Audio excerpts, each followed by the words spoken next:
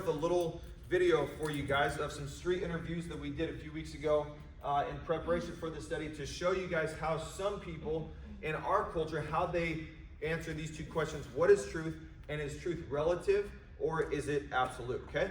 Well, how old are you guys?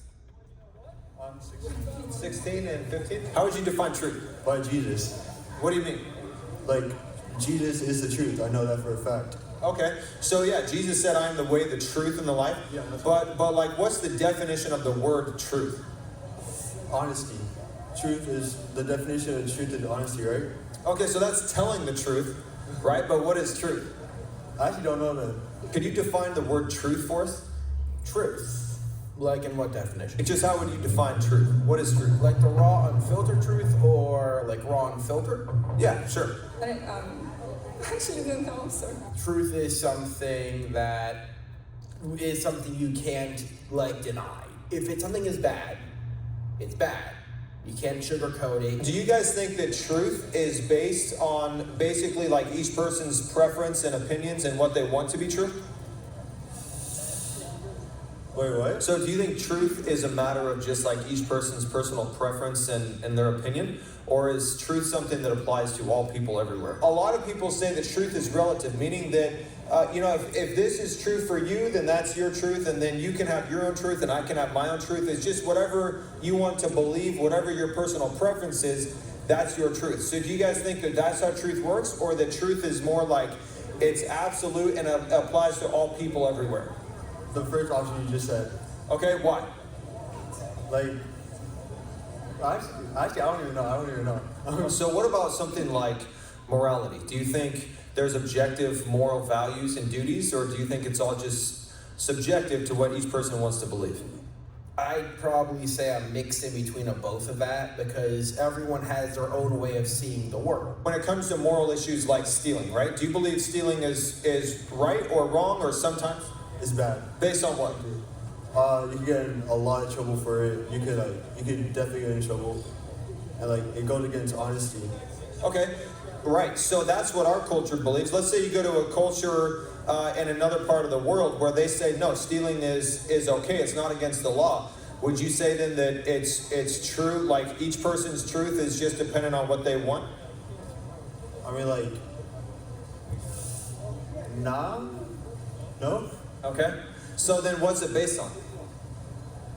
I don't know. Yeah, I don't know. It really depends on the person and their personality. Some people like sitcoms. Some people like video games. Some people like games like Pokemon, where you catch things. It's like Pokemon. So when it comes to worldviews, truth is more just a matter of perspective rather than objective fact. Yeah, basically. So if your worldview is just to enjoy life, well, what if enjoying life for you means just enjoying a nice day, the nice weather and nature. But for another person over here, let's say to them to enjoy life is to go take other people's stuff because that's easier than working, for example. What would you say about that? That's an honest truth. You enjoy life however you want. But in honest truth, I don't agree with that. Okay, anything stand out?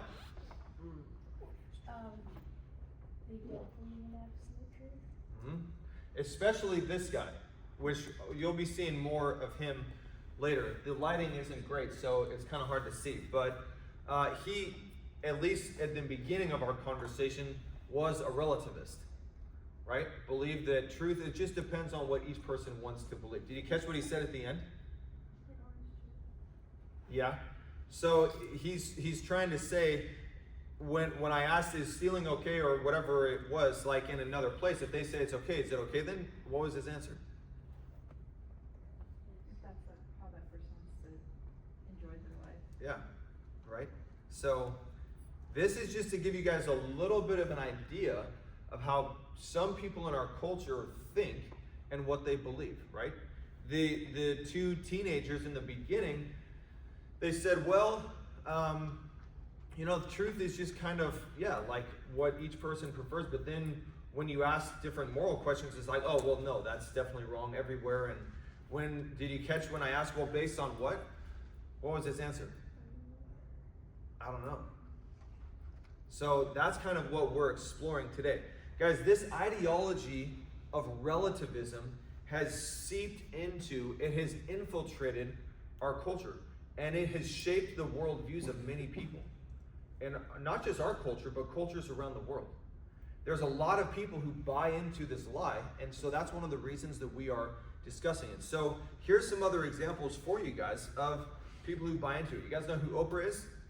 Oprah's crazy. Don't believe Oprah. But here she is at the Golden Globe Awards in 2018, so several years ago. But I want you to pay close attention to these couple clips of what she says. It is the insatiable dedication to uncovering the absolute truth that keeps us from turning a blind eye to corruption and to injustice. Okay, that sounds really good, right? Mm-hmm. How does she refer to truth? Absolute. That it's absolute. That's really great. But look at what she says just a couple sentences later. What I know for sure is that speaking your truth is the most powerful tool we all have. How does she refer to truth this time? Your truth. Speaking your truth. What's the implication there? Yeah, everyone gets to have their own truth. Which, what worldview is that? Relativism. Everyone say relativism. Can be kind of a tongue twister. So everyone can have their own truth. Truth is just dependent, not on the facts, but on each person's interpretation, how you feel, what you prefer. Okay? Here's another video of Oprah. I think this is at her house. She's got a pretty cool backyard. But listen closely to what she says. Here's something that I'm hoping you all will realize for yourself. Sometimes it takes doing the things that people or society say you're not supposed to be doing to find out what is true for you. Catch that? You catch it? What'd she say? What's the red flag? You have to do the opposite of what society says you should do in order to do what? Yeah. Yeah, to find out what's true for you. The implication is each person can have their own truth. Gabe, come back, sit down. I need to go to the back. Hold it. You'll be all right. You're a big boy. Come on. So think about it, guys. This worldview has permeated our society. I like your Christmas PJs, by the way. Looking good. So what we're going to do today, we're going to talk about how relativism fails as a worldview. So let's refute relativism. You guys know what refute means? Anybody? Refute? It means, yeah, to argue against or to disprove something. So we're going to refute relativism today. Can you guys think of any ways, based on our last couple of weeks and as we've been studying this, can you think of any ways that relativism fails as a worldview? Cannot be lived out in real life. Okay, good. It is not truly livable. You can't live it out consistently, right? Good. That's one of our 3 worldview tests. So you guys remember the other worldview tests? Is it logical? Yep. It's not logical. Yeah, good. I'm going to give you guys 7 ways today that relativism fails as a worldview. We'll see if we get through all of them. The first one is our first test for every worldview. It is logically inconsistent and self-defeating. In other words, it destroys itself. So I want you to think about this, okay? When relativism claims that all truth is relative, they're making what's called a self-defeating statement. That statement destroys itself. Do you know how? Any ideas? Yeah, I want you to think about this statement up on the screen, okay? Relativism claims, here's their claim, it's absolutely true that there is no absolute truth. Can you see the problem with that? Can you see how that statement self-destructs? Yes? No? Yes. Maybe? What kind of a statement is that? Contradictory. Yes, it contradicts itself, but when a relativist says, hey, there is no absolute truth, what kind of a statement are they making? An absolute statement. They're saying this applies to everyone everywhere. Right? So check this out. If a relativist ever tells you, hey, there is no absolute truth, you can just reply, well, is that statement absolutely true? Are you absolutely sure about that?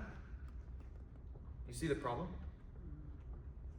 If they tell you, hey, there is no truth, you could just say, well, is that true? And if not, then why should I believe you? If there is no truth, I mean, your worldview just imploded on itself. Okay? Relativism contradicts itself. It violates a law of logic called the law of non-contradiction. Everyone say non-contradiction. Okay, you guys know what that means? Something cannot be true and false at the same time and in the same way. So relativism says it's true that there is no truth. That doesn't make sense, right? That contradicts itself. So why should we believe what a relativist says if by their own standards nothing is true? Right? If a relativist comes to you and says, hey, you should live this way, why? There is no truth. You're trying to tell me to live by this moral code, but according to you, there is no truth. So that's just your opinion. So relativism fails the first test for worldviews. Here's a really good quote by a guy named Roger Scruton, or I like Roger Scruton, like salad. He says this: the man who tells you truth does not exist is asking you not to believe him. So don't. I love that. Isn't that good? Do you guys understand what he's saying there? I'll explain it. Elise, if a person comes to you and says truth doesn't exist, what are they trying to get you to believe? But see, if that's the case, is their statement true? If truth doesn't exist? No. And nothing could be true. But my statement I just said also can't be true. And neither could that one, because there is no truth. But that also doesn't make sense, because that would have to be true. Okay? So the person who comes to you and says, oh, you get it now? The person who says, hey, look, there is no truth. Well, they're just telling you, well, don't believe me, because he can't possibly be telling the truth since there is no truth, so don't believe what he says. Okay? Here's another little further conversation with this guy. Remember, he's a relativist, and he believes in the worldview of evolution, all right? Which I'm going to post later today, this full interview for you guys on YouTube if any of you guys want to watch it, so you can see kind of the whole thing. But basically, I try to help him see the implications of his worldview and how it contradicts. So check this out. What is your personal worldview? My personal worldview?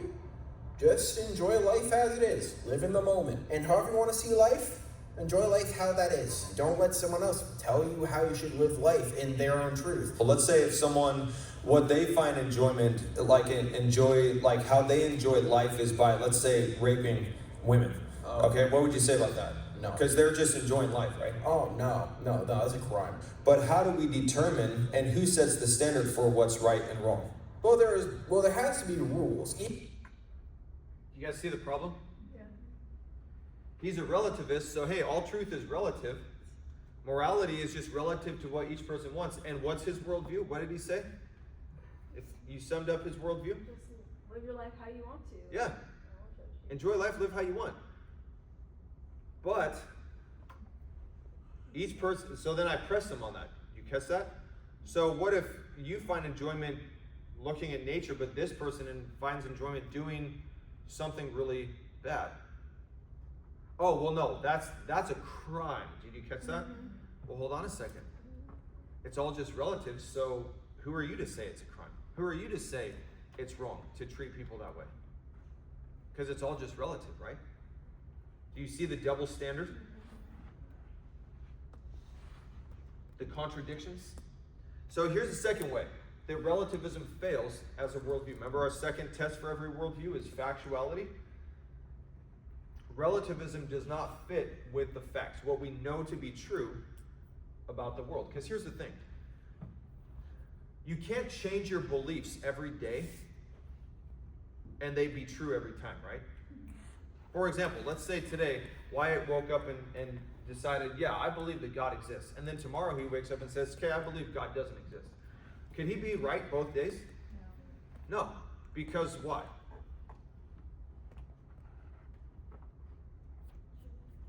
Huh? Yeah. Those two beliefs contradict each other, but also it doesn't match with reality. So let me give you a scenario. I'm gonna give you guys several scenarios today. Whoa. Let's say you're in math class. How many of you guys like math? All right, cool. Let's say, yeah, David loves math. Let's say you're in math class. The teacher tells you 2 + 2 = 4, but one student in the back of the class says, well, I think my truth says that 2 + 2 = 5. And then another student stands up and says, well, my truth says 2 + 2 = 91. Here's the thing. If the teacher is a believer in the worldview of relativism, he can't say any of the students are wrong. Because that's just their truth, right? And by the way, if he holds to relativism, well then he can't mark students off on like that they got answers wrong on a test because, well, there is no such thing as a wrong answer in relativism, right? And everyone gets to have their own truth. They all put the correct answer no matter what they put because truth is relative to what each person thinks. In fact, guys, if relativism is true, like I said, there's no such thing as the wrong answer. It's just different opinions. You see the problem? Now maybe some of you are like, man, I wish my teacher would do that for my tests. But it doesn't match with the facts. It doesn't line up with reality, okay? If relativism was true, there would be no possibility for any real order and structure, right? And yet, when we look at the world around us, do we see order? Do we? What do you think? Dylan? When we look around the world and how God made it, is there structure and order? The answer is yes. Good answer. Yeah, exactly. Okay, so relativism fails. Here's a third way that relativism fails. This might be confusing. This is the epistemic problem. Epistemology has to do with knowledge. Okay? So let me just really briefly explain this. If you claim to know something, are you really a relativist? No. If you claim to know something, you're claiming to know the what? Truth. How can you truly know anything to be true if there is no truth? Right? You can't know that 2 + 2 = 4. I almost said 5. Real knowledge, guys, it's impossible in the worldview of relativism. Here's another really great quote. By the way, this is an excellent book. One of the best ones, super easy to read, super short chapters, true for you but not for me. This is by a Christian philosopher and apologist named Paul Copan. He's actually a professor at PBA. In seminary, I had to read several of his books. He's got a lot of good stuff. But here's what he says. Relativism is a knowledge-denying claim. In other words, relativism rejects knowledge. It says that truth claims are really just opinions or culturally shaped perspectives. Okay? It denies that knowledge really exists. Ready for fourth way relativism fails? Here it is. You have what's a logical fallacy called the self-accepting fallacy. Anyone know what that is? Any ideas? Josh? What's the self-accepting fallacy?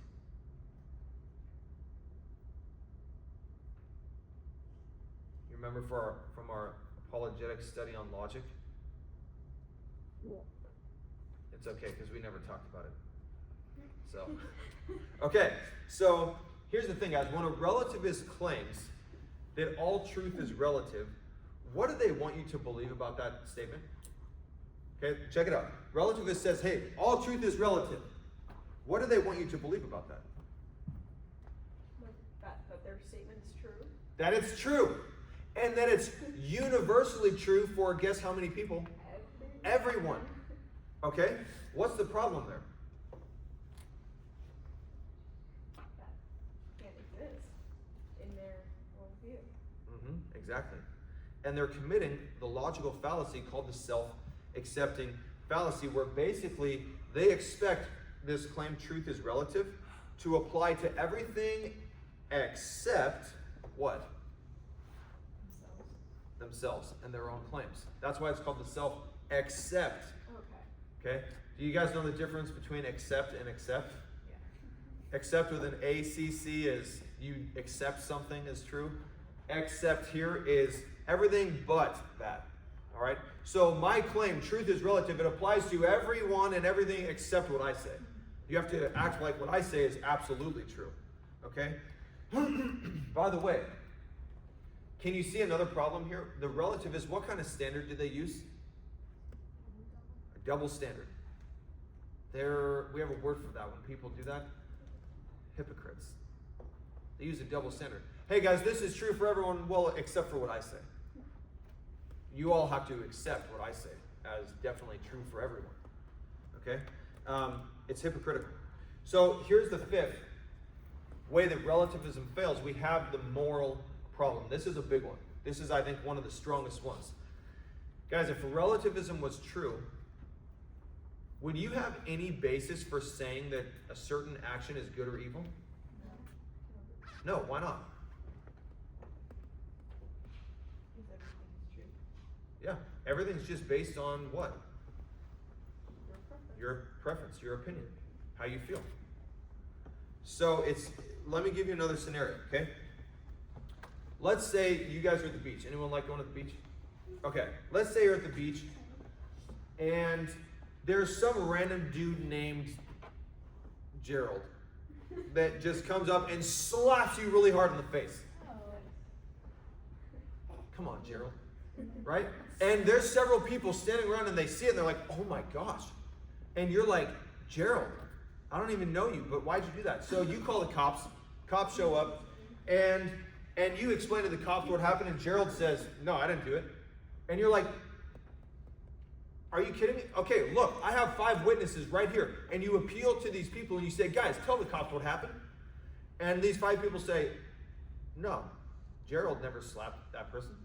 And you're like, why are you lying? Tell the cops the truth. And they respond with, well, my truth says that Gerald never slapped you. You're just making that up. Question. How are the cops supposed to exercise good judgment and fairness in that situation? If all truth is just relative, if morality is relative to each person's opinion and preference. Can they? No. Guys, in the worldview of relativism, this is really important that you get this. Things like truth, justice, fairness, they're impossible. Because it's all just a matter of what you think and what that person thinks and what those people think. Everyone gets to decide for themselves. It's chaos. So here's a really great quote from a really great book by 2 really great guys. Okay, you have, it's a book called I Don't Have Enough Faith to Be an Atheist. Really good book by 2 Christians, Frank Turek and Norman Geisler. Here's what they say regarding relativism. They say, you can't know what is evil unless you know what is good. And you can't know what is good unless there is an unchanging standard of good outside yourself. Are we making sense so far? So in other words, we have to appeal to someone higher than us, right? We don't get to be the ones, the ultimate authority, the final say of what's good or evil. We have to appeal to someone higher than us. And then they go on and say this, without that objective standard of someone outside us, any objection to evil is nothing but your personal opinion. Every negation implies an affirmation. Okay? Any questions on that quote? Does it make sense? Yeah. So let me give you another scenario. How many of you guys have a job? Okay. Hey, Dylan, move over to here, please. Thank you. So let's say you're working at your job and your boss doesn't pay you. Ever happen to anybody? Okay, good. That's really good. But let's say your boss doesn't pay you, and so you go and you complain to your boss and say, hey, boss, I never got paid for this period. And your boss says, well, my truth says that I did pay you, so get over it. What are you supposed to do with that? Or let's say your boss says, well, my truth says you didn't actually work those hours, so I don't have to pay you. Or my truth says you don't really deserve to get paid for that. What do you do with that? What can you do With feds. with that, right? Go to the feds. But then the feds tell you, oh, well, you know, that's their truth, so you just have to accept what they say because each person gets their own truth. You can't really tell them that they're wrong because that's just their truth. Do you guys see the problem? That's crazy, isn't it? Does this sound insane? Yes. It's because it is. And guess what? There are tons of people in our society that actually believe in this worldview. So let's go back to the standard that a lot of relativists use. All right? Remember this from last week? A lot of relativists say, well, you can do fill in the blank, whatever action you want, as long as what? You're not hurting anyone. Okay, that's the relativists love to use that as their ultimate standard. Here's an example for you guys from one of the street interviews of what this guy says. All right, listen closely. Do you think people can create their own truth? Like, I have my truth, you have your truth, and everyone just kind of lives their own truth? Or do you think there's kind of more of a higher standard for truth? But if it's like personal worldviews, do your own. As long as it's not hurting nobody, I'm perfectly fine with it. Based on what you said, it kind of seems like, and correct me if I'm wrong, but that you're saying that basically people's worldviews, maybe not so much true or false, it's kind of just their own truth, and it's all just relative to what each person wants to believe? Kind of. Everyone has their own personal preference to what they think is true, as long as it's not hurting someone else or committing any physical harm to someone. I generally see no problem with it. To do your own, I guess. What does he say over and over again? Yeah. Hey, whatever worldview you want to have, whatever you want to do, go for it, as long as what? Here's, do you guys see the contradiction? What's the problem with making that statement? Because if the truth is relative and the person who's hurting someone can say that, well, my truth is it's not, so what do you decide? Excellent point. Guys, think about this as well. Here's another problem here. Relativists say, remember, there is no truth for everyone, there's no morality for everyone, to each his own. As long as you're not hurting anyone, what kind of a standard is that? Is that a relative standard or is that an absolute standard? That's an absolute standard they're applying to everyone. So their whole worldview just crumbled to pieces. They just defeated themselves by making a standard that applies to everyone. Do you see the problem? Yeah. They can't define what hurting someone else is. Exactly. Did you look at my notes already? Okay, all right, nice. That's part of it. Excellent point. So, by the way, you can ask two questions when you come across a relativist. When they say, hey, as long as you're not hurting someone, you can just say, well, who decided that's the standard? And two, why the heck should I listen to that? Like, why should I abide by whoever came up with that standard? It's all just relative, so I have no reason. You cannot give me a good reason of why I should follow your standard, because it's relative to what each person wants. Yeah, Josh. What if you rob a bank without hurting anyone? You hurt them emotionally. And financially, yeah. Someone's got to pay, right? But here's the thing, guys. If truth is relative, well, what if my truth, what if my standard says it's okay to hurt other people? Who are you to tell me that I'm wrong? And again, why should I abide by your standard of morality if it's all just relative? Do you guys see the problem? Plus, like one of you guys said, there's a fatal flaw in this whole standard of as long as it's not hurting someone. One of you guys said, here's the thing, guys, what qualifies as hurting someone? And who decides? Who decides what qualifies as hurting someone? See, what Logan would qualify as hurtful to someone might be very different than what Wyatt qualifies as. Wyatt might say, no, I don't think that's hurting someone. I mean, who's the ultimate standard? Who gets to decide? In that worldview, no one. It's just everyone's own opinion. So what if I say abortion is hurting another human being? Do you think all the relativists are going to say, okay, we'll stop having abortions then? You see the hypocrisy? How about this? What if speaking your truth is hurtful to someone? Like, where do you draw the line? Do you guys know in the UK, in England, Scotland, the United Kingdom, they have embraced the worldview of relativism for years, and they're feeling the effects. They no longer have freedom of speech. There are an average of 13 people a day in the UK every day who are arrested for just using what used to be freedom of speech there. I just read a story the other day of a woman who 11 police officers broke into her house, stormed her house while she was taking a bath, and arrested her for just texting someone a mean word. And they say, well, it was hurtful to that person, so we're arresting her. But see, here's the thing. Who gets to decide whether that's hurtful or not? You know what it is? Whoever's strongest at that point. Do you see the problem with relativism? So let me give you another example. You guys want an example? You want a story? Yeah. Okay. So I used to be part of a church where there was this guy named Zeron.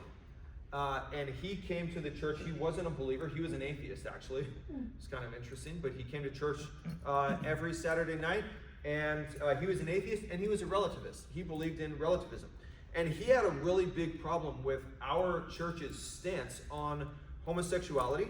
And that we also said that homosexuality is a sin, because that's what the Bible says. And that sex outside of marriage is a sin. He had a big problem with our standard of morality. And, Why did he leave the church? He did after this one night when we talked. He never came back.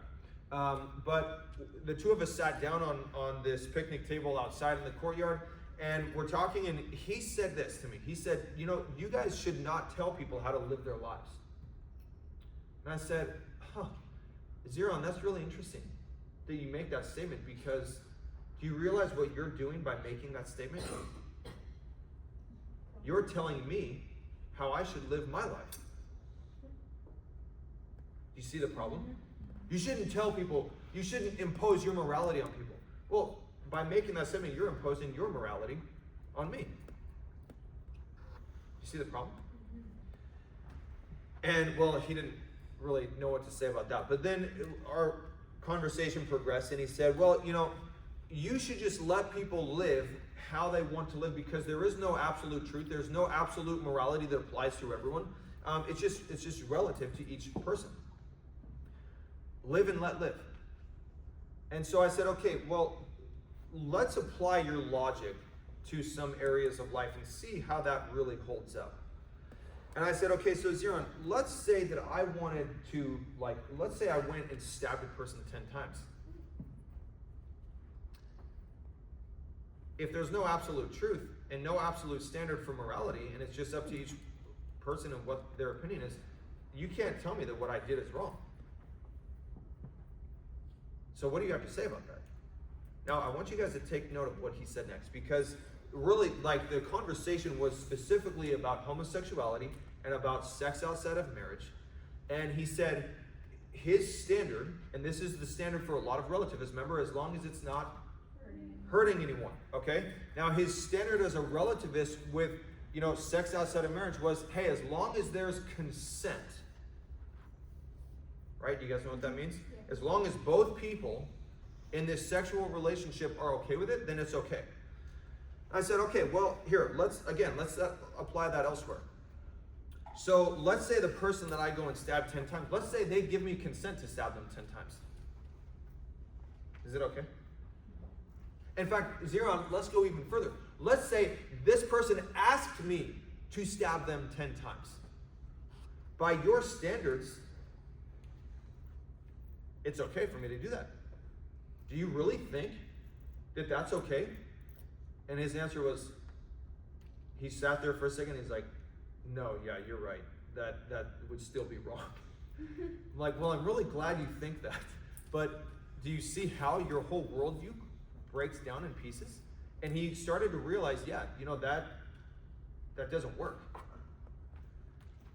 And that really leads to our next point of how relativism fails, okay? Jordan mentioned it earlier. This is, remember, our third worldview test, livability. You cannot live out relativism consistently, and no one does. Guys, one of the biggest problem for relativists is that they are inconsistent. See, guys, they love to promote relativism with how they want to live. But then as soon as someone comes and treats them a way that they don't like, they act like absolute morality exists. I want justice. They mistreated me. Well, hold on a second. That was just their truth, telling them to do that. You can't be mad at them. You can't say that what they did was absolutely wrong, because there is no absolute morality. See the problem? Again, they are hypocrites. Here's another really great quote from J.P. Moreland and Garrett Deweese. These are two Christian philosophers and apologists. In their book, Philosophy Made Slightly Less Difficult, they say, while many may be moral relativists when doing to, talking about and how they treat others, they soon become non-relativists when being done unto. Do you understand what that means? What they're saying is, look, a lot of relativists, they act like truth and morality are relative in the way they treat others, but as soon as people treat them in a way they don't like, dude, all bets are off. Relativism goes out the window and they want some justice. Think about something. Imagine a relativist in court swearing an oath to tell the whole truth. Now that's just what you call ironic, right? Would you trust them? Heck no. They don't even believe truth exists. Oh yeah, sure, I'll tell the whole truth. My truth, what I want to be true, okay? No relativist consistently lives as if relativism is actually true. So one time I was at the beach out sharing the gospel with people, and in San Diego, and I'm out on the like in San Diego, our beaches are really cool. We have like these boardwalks where people are always like skating, riding bikes, skateboarding, whatever. You hardly ever find that here. And ain't it a bloomin' shame? So anyways, I'm out on the boardwalk sharing the gospel with people as they're just walking by, chilling at the beach. And this dude pulls up on his little beach cruiser, and we start talking. I start sharing the gospel with him, and he ends up being a relativist. And he says, no, man, I think it's just what each person wants to believe, and that's fine. And you can't really tell people they're wrong. Everyone's truth is their truth. So I said, all right, well, let's apply that to the world and see if you really believe in that. I said, okay, so you don't think it's okay for someone to be upset if someone treats them a way they don't like because that's just their truth. Yeah, man.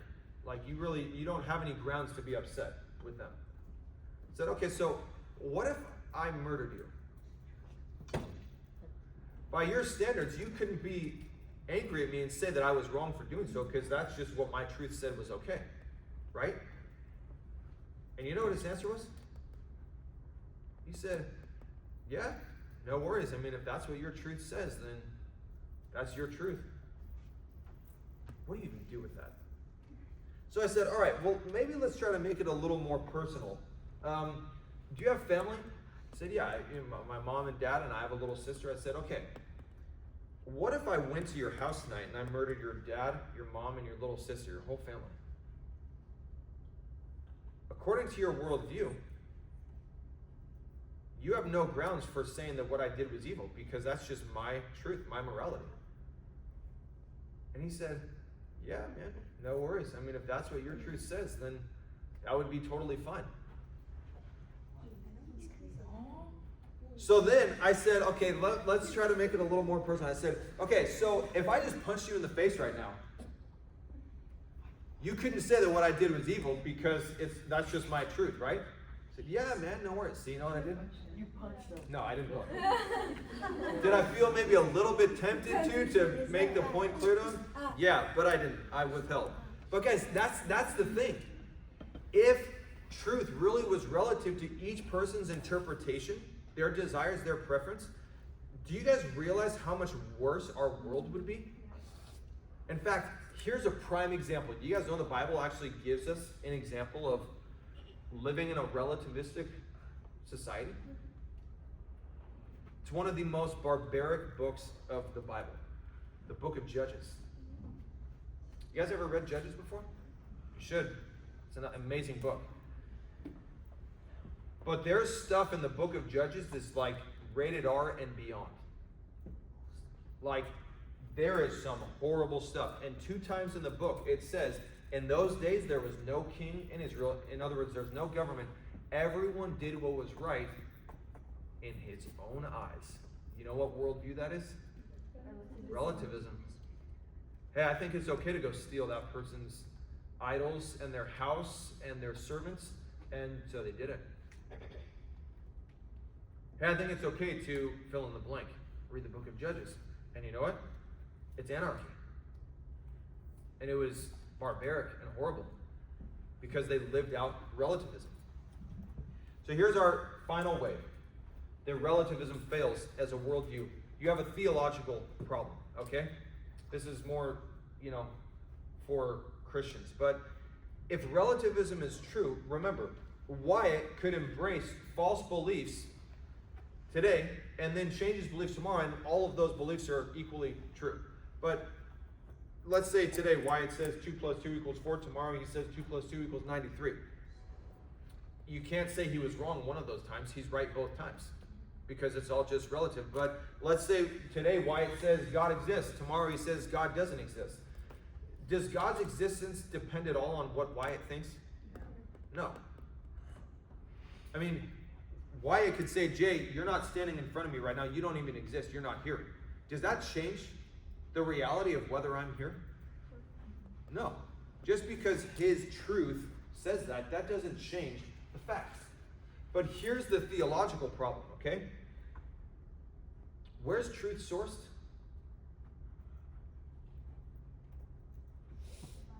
We talked about it a few weeks ago. Go further. Reality.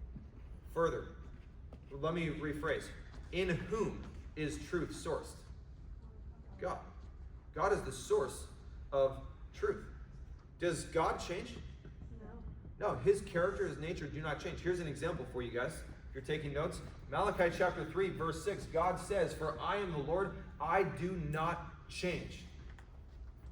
And another time in Hebrews 13:8, it says that Jesus Christ is the same yesterday, today, and forever. So let's see if you guys can connect the dots. You ready for this?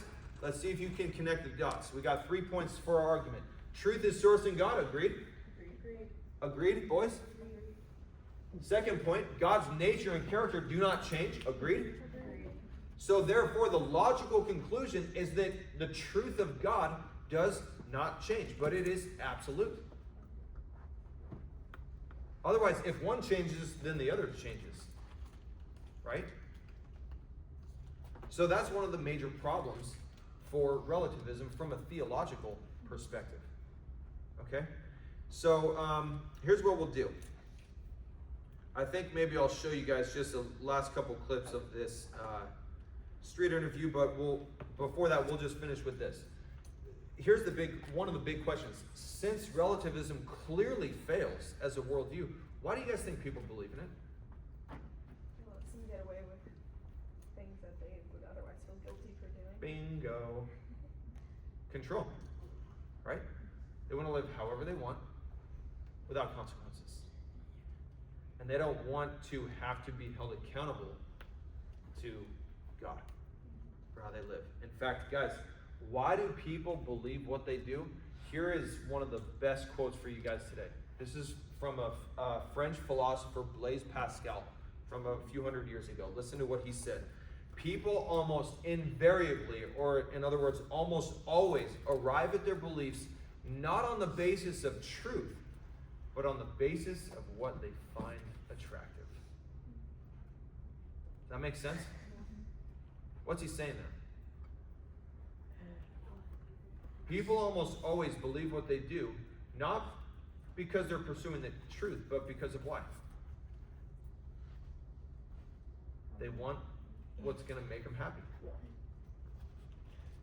Is that how we should pursue beliefs and worldviews?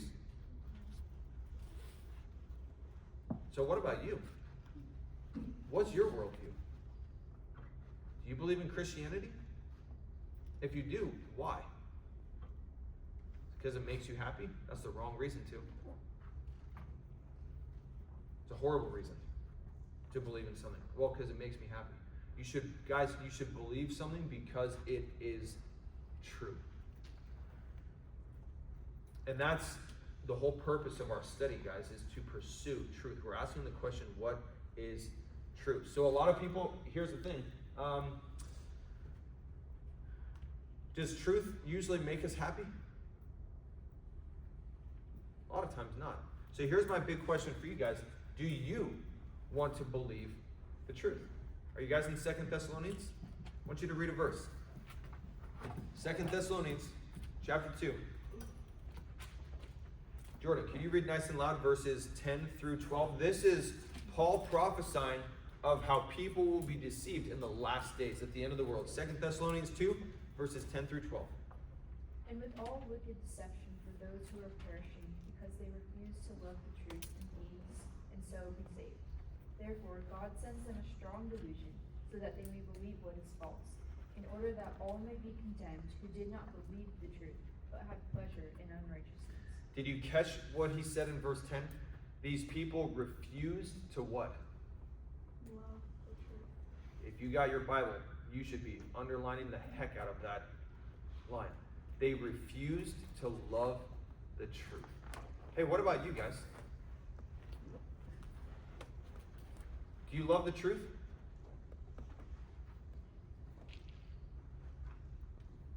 Or are you running away from the truth? Truth is making me uncomfortable, so I'm not going to accept it. How about this? When your youth leaders or your parents rebuke you for doing something wrong, how do you respond? Do you respond with appreciation because they told you the truth and you want to follow truth? Or do you act immature and get a bad attitude? If the latter, then you don't really care about the truth. You just care about yourself and how you want to live. Here's another verse for you guys. Romans 1:25, it says that people exchanged the truth of God for the lie. They exchanged what they knew to be true. They got rid of that, and they accepted what they knew to be false. So my question here, is this a dumb question? Do you want to believe the truth? Is that a dumb question? Might kind of seem like it, right? Maybe you're thinking, dude, who the heck would not want to believe the truth? Well, these people, the people Paul prophesied about, that they refused to receive the love of the truth. Why do you guys think some people choose to believe a lie rather than the truth? Because sometimes it'll make you go against obstacles. Yeah, good. Sometimes truth will bring obstacles into your life. You have to, if you follow it, right? Does the truth hurt sometimes? Yeah. For sure. That's another reason. Does the truth hold us accountable? Yes. You with me? No, don't look back. You. Yeah. Yeah? What did I just say? Does the truth hold us accountable? Yes or no? Yeah. Yeah? Does truth call us to action? Does it? Does the truth demand that we live rightly? Yeah. So, guys, those are some of the reasons that people reject the truth. So, what about you? Some of you guys are not pursuing the truth in your life. I'm just going to be straight up. I'm going to shoot you straight right now. Don't worry, I won't call you out by name. But some of you guys are not pursuing the truth. That's not the most important thing to you. The most important thing to you right now is yourself. You're living a self-centered life. And you just care about your own happiness rather than following the truth wherever it leads. And you know what, guys? That's got to change. Because that'll lead you down a one-way road to destruction. You need to prioritize truth. Amen? Amen. All right, so we'll close with this. You guys want to see a couple more videos of this? So here in this clip, this guy says that morality is just based on each culture. Okay, listen closely to the implications. All right. So I press him with some of the implications. If truth is just based on culture, let's see if you really believe that. All right, check it out. Are humans really the final ultimate authority on what's morally good or evil, or do we need to appeal to something or someone higher than us in order to have morality that transcends us and applies to all people? You get what I'm saying? Yeah, I'm just thinking about how to answer this. Like, those are different cultures. A lot of times, I don't like jumping into this kind of stuff because those cultures have different beliefs. Different cultures believe different things, so I always kind of stick in my own lane. Let's say Pakistan, they permit the beheading of Christians if you don't respect the Quran, right? So would you say, well, that's their culture, so that's okay in their culture? Oh no, I don't think it's okay at all, but that's just my personal opinion. Someone else might say, well, it's not my country. Some people might say, not my country, not my care. But as someone who is very open-hearted and kind, I don't think it's right, but there isn't much we can really do because that's their government. Their government does what they think is good in their own eyes. We can't really change that. Okay, so let's rewind the clock 200 years to America. Slavery was not against the law; it was legal. So was it okay then? Was it morally okay? No. But why not? Well, I mean, people's freedom. But was it good? Well, on one side they allow, like I said, two sides. So, Okay, all right. So did you? Yeah, go ahead. Yeah. Yeah, there's all kinds of, yeah, exactly. So here's the thing, guys. Did you catch what he said earlier on in the conversation? Huh? It's true, it's true. So he says that, well, that's their culture, right? And when I asked, is it morally acceptable to behead people in Pakistan for not following the Quran, what was his answer? No, immediately. He said, no, that's wrong. But then I said, okay, but based on what? And he said, well, that's just my opinion. Did you catch that? Yeah. Whether it's evil or okay to behead someone for not believing in a book, is that just a matter of whether you're, like, is the morality of it just dependent on your opinion? No. But do you see, like, it forces the relativist to have to say, well, it's just, in America we wouldn't let that, but hey, if that's how they, remember what he said, if that's what their government says is best, then that's crazy, isn't it? So that's why I said, okay, well, fine, then let's take our country. If it's just based on culture, let's rewind the clock to America when slavery was okay. Do you see where I'm going with this? I backed him into a corner to help him see, you have to say then that slavery was morally okay. You can't say it was evil because our culture said it was okay back then. So I press him on that issue a little bit more. We'll close with this. Before it became outlawed and it was legal, do you think it was morally okay to own slaves in the U.S.? I mean, if we're talking about modern day, no. No, I mean back then though. Back a couple hundred years ago. Was it morally okay since the majority said it was okay? Was it legal back then? 20 It was. Years ago? Yeah. Yes. Was it morally okay? Probably not to know. What standard are you appealing to say it was definitely wrong, even though the majority said it was okay? Well, if we're going by that standard, because I'm not really into big political stuff like this, so this is a big... Well, that's not so much a political thing, that's a moral thing, right? Yeah. To enslave your fellow human being.